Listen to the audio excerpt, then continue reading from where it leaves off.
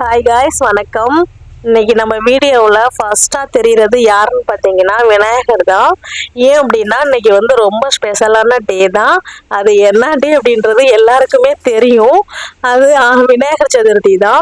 விநாயகர் பிறந்த நாள் இல்லையா, அதுதான். அப்புறம் பார்த்தீங்கன்னா இந்த கோலம் வந்து நானாக வரைஞ்சது தான். எனக்கு மைண்டில் தோணுச்சு, எனக்கு தோணுனபடி நான் வரைஞ்சேன். எனக்கு பிடிச்சிருக்கு, உங்களுக்கு பிடிச்சிருக்கா என்னன்னு கமெண்ட் பண்ணுங்கள்.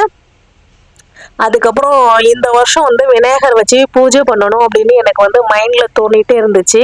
பட் அது எப்படி பண்ணுறது, என்ன பண்ணுறது அப்படின்றது தெரியல. அதுக்கப்புறம் எனக்கு என்ன தோணுச்சோ அதுபடி தான் நான் பண்ணினேன். இதுதான் அவருக்கு வச்ச நான் பிரசாதம் எல்லாம்.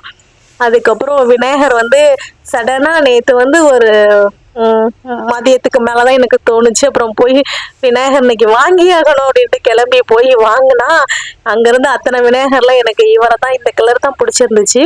பட் விநாயகர் வந்து ரெட்டு, எல்லோ, இது மாதிரி கலர், பிங்க்கு, இந்த மாதிரி கலரில் தான் வைக்கணும் அப்படின்னு சொல்லுவாங்க. அதனால நான் வந்து லைட் எல்லோவாக வாங்கிட்டு வந்திருக்கேன்.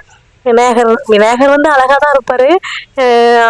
ஆனாலும் அந்த சாஸ்திரப்படி அந்த கலரு வந்து எல்லோ கலர் வைக்கணும், ரெட் கலர் வைக்கணும் அப்படின்னு சொல்லியிருந்தாங்க. அது மட்டும்தான் தெரியும், பூஜையை பற்றியெல்லாம் தெரியாது. அப்படியே வந்து இன்னைக்கு எல்லா சாமிக்கும் அப்படியே பூஜை பண்ணுறோம் இல்லையா, அவங்களுக்கு தனியாக ஒரு பூஜையை போட்டுட்டு அப்புறம் விநாயகருக்கு பூஜை நடத்தினேன். இவர் வந்து எங்கேருந்து வந்தார் அப்படின்னா பிள்ளையார்பட்டியிலேருந்து தான் வந்தார். அவரை பாருங்களேன், அவரை பார்த்தாலே எப்படி ஒரு ஃப்ரெஷ்ஷாக எப்படி இருக்காரு. இன்னைக்கு அவரும் வந்து பன்னீரில் குளிச்சிருக்காரு. காலையில் பன்னீரை வந்து ஸ்ப்ரே பண்ணி விட்டு, ஆனால் எவ்வளோ அழகாக தெளிவாக இருக்காரு. எனக்கு இதில் ஒரு முக்கியமான சந்தோஷமான விஷயம் என்ன அப்படின்னா, எனக்கு விநாயகர் வந்து வலம்புரி விநாயகரா இடம்புரி விநாயகரா அப்படின்றது எனக்கு தெரியாது. பட் எனக்கு எல்லாமே வந்து அதாவது ரைட் சைடு இருக்கும் இல்லையா, அந்த மாதிரி தான் எனக்கு வந்து அமைஞ்சது. எல்லாமே நான் போட்ட கோலத்துலேருந்து நான் வாங்கின விநாயகர் வரைக்கும் அப்படிதான் எனக்கு ஆட்டோமேட்டிக்காக அமைஞ்சது. அது வந்து எனக்கு ரொம்ப சந்தோஷமாக இருந்தது.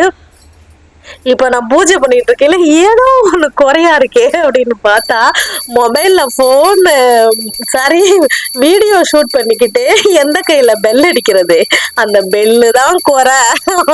சரி ஓகே அப்படின்னு சொல்லிட்டு மறுபடியும் என்ன பண்ணினேன் அப்படின்னா கேமராவை வந்து ஒரு இடத்துல ஃபிட் பண்ணிட்டு போனேன்.